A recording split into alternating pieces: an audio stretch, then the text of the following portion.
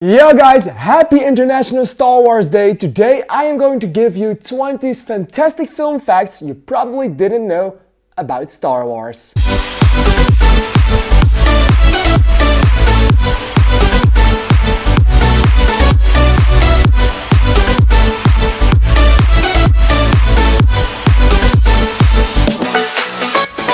Alright, so today I have scoured the internet for 20 amazing facts and details you probably did not know about the Star Wars. I tried to look for the ones that are lesser known, so let's get straight into them. Happy Star Wars Day. These are my 20 fantastic film facts. Did you know that in the original drafts for The Empire Strikes Back, Yoda's real name never actually was Yoda? Originally, it was meant to be Buffy. Afterwards, they changed it to Minch Yoda, and after that, they changed it to just Yoda. A little more known fact with that is that George Lucas always wanted to have Yoda's species and background to be a mystery, and somehow he still managed to keep that mystery alive to this day. We don't know what kind of species Yoda is, and we just know that he was very cute as a baby, if he looked the same as Grogu now does. A little fun fact about Return of the Jedi. Did you know that the word Ewoks was never even spoken throughout the movie? It was just used in the credits and mostly for the toy merchandising that came afterwards. The language Ewokese is based on some sort of Taiwanese and Kalmyk. Or Kalmyk. I have no idea. I don't know where that language is from. But you know, with two old movies, I have to say the Ewoks were doing pretty well for themselves. Ben Burtt was one of the sound designers of Star Wars, and he in fact was in charge of creating the sound of a TIE fighter. To create that epic sound, he combined the screaming of an elephant together with a car driving on wet pavement. This blend of natural and mechanic sounds created the standard for Star Wars sounds in general. A lot of thought went into the design of Darth Vader and especially his chest panel. Did you know this chest panel was actually made of a lot of Hebrew-style letters? They don't mean anything, but they want to evoke the idea of something ancient, something very old, and that's why they used Hebrew-style lettering. And back to Ben Burtt and his epic sound design we go. Have a listen to this Chewbacca growl sound. Did you know that he created that noise from combining the sounds of at least 5 animals? These 5 animals in fact are bears, walruses, lions, badgers and seals. He created them to create a big and vast network of emotions that he could give Chewbacca, making sure that he was as natural as he could sound, making us as an audience understand the character without him saying a word. For the Disney Plus shows, they really wanted to create something beautiful and to create something unique, so they went back to the 70s and 80s and had ILM create an entire miniature model of the Razor Crest from The Mandalorian. In this way, they could have this real and iconic feel from the iconic Star Wars content instead of just having it all be CGI. They actually created a Razor Crest. Alright, so the following fact is quite known already, but it's too fun not to mention. Did you know that the C-1 droid unit called Chopper from Star Wars Rebels actually made a cameo in Rogue One? And not only Chopper was there to show his face, we also have Harrison Dula and the Ghost making an appearance.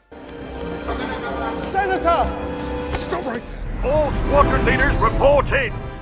Did you know that in the original concept art for Star Wars, Han Solo never was meant to be an actual human being? He was designed to be some kind of green alien. A tall reptilian creature with gills. And I know, as fun as that may sound, I am very happy we ended up with our sarcastic, scruffy looking nerve herder. Did you know that Ahsoka's lightsaber duel against Morgan Elsbeth in The Mandalorian was based on these old samurai movies? More specifically, Akira Kurosawa's samurai movies, with minimalist framing, silhouette lighting and pacing straight from Yojimbo and the Seven Samurai film. When Disney Plus decided to get one final season of the Clone Wars ready for us, they did not know what kind of story arcs the people would want to see. So they used these old, not very finished animations and put them out there to test audiences, to test the fan interest. And one of them stories that they tested actually made 3 seasons now of its own. Yeah. The Bad Batch was one of those. We all know Hayden Christensen is a big-ass fan of Star Wars, and he embodied the role of Anakin Skywalker quite well. But for his return for Obi-Wan Kenobi and Ahsoka Season 1, he actually did a lot of homework. He rewatched all of the Clone Wars and also remodeled his entire persona of Anakin Skywalker to match more with the version seen in the Clone Wars. He used his fighting techniques, he used his sarcastic nature, he used everything from that character from the Clone Wars and made it into his live-action persona for these projects. And he is returning for Ahsoka Season 2. If you think about Star Wars, you obviously always think about the Wilhelm scream. Yeah, this one. It was used in nearly all of the Star Wars movies, but it was dropped in The Last Jedi, where it was not used anymore in any of the feature movies that they made. It's only The Rise of Skywalker, but you know what I mean. This was so they could use some more human, normal screams, so they could use it for the next era of Star Wars. I think I might have found a reason why people do not love The Last Jedi and The Rise of Skywalker. We love the Wilhelm scream. That's everything. If you would ask me what my favorite lightsaber in all of Star Wars was, I would probably say it is Kylo Ren's. Did you know that there is a specific reason for that lightsaber to crackle as much as it does? Well, that's because inside of Kylo Ren's lightsaber is a broken kyber crystal. In fact, the crossguard vents on the side that made it look like an actual sword are some kind of exhaust, so the power surges that this broken kyber crystal creates do not burst the entire weapon apart. That's pretty cool and pretty dark if you think about it. The original draft for the original Star Wars was nothing like the eventual movie we ended up with.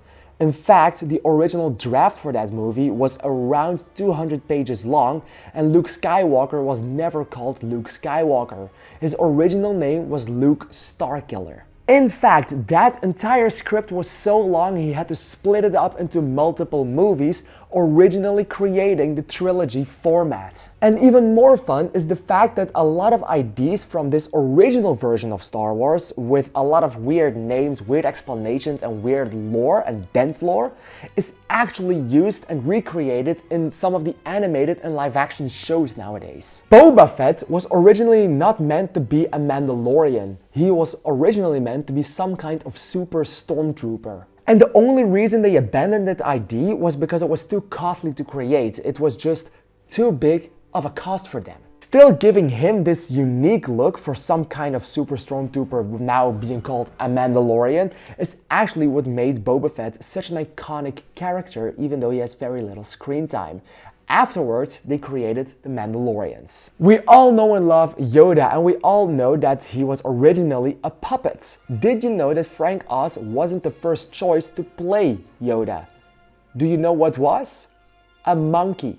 They actually used in the early stages, used and screened a monkey for Yoda, but he would keep pulling the mask off, he would keep doing some kind of mischief, so that it was just deemed unworkable, and that's when they got Frank Oz in.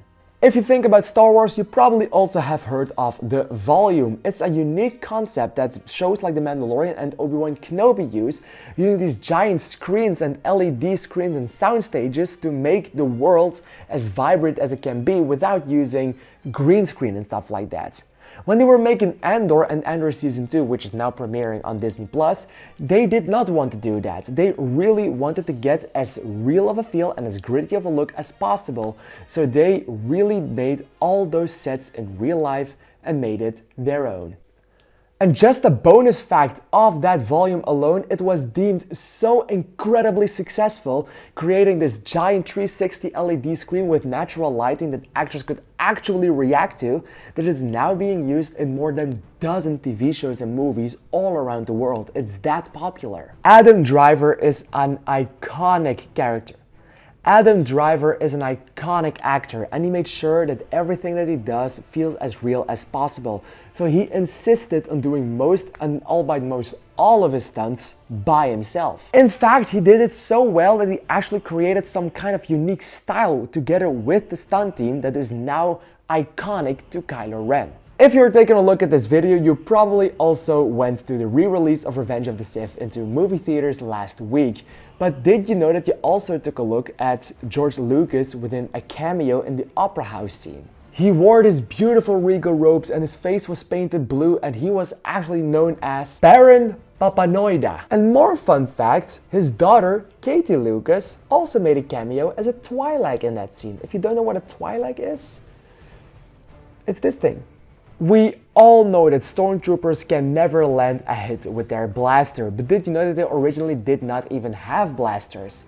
In the original early stage development of Star Wars, they were supposed to all have lightsabers themselves. And as a bonus fact, whenever the first Star Wars was created, they did not have any CGI to rely on, so the opening crawl was actually filmed physically. They in fact had some kind of yellow big ass crawl that they used to line up perfectly on a black background. If they made one mistake with the camera, who had to move really slowly over that crawl, it meant starting over completely. Alright, but that's it for my fun facts for this video. I'll see you next year for the next Star Wars Celebration Day. How did you celebrate it? Did you watch one of the movies, or did you actually not know a lot of these facts that I just told you about? Well, please enlighten me in the comments if I made some mistakes. Mistakes are human, mistakes can be made. I don't think I did, but maybe I, in fact, did.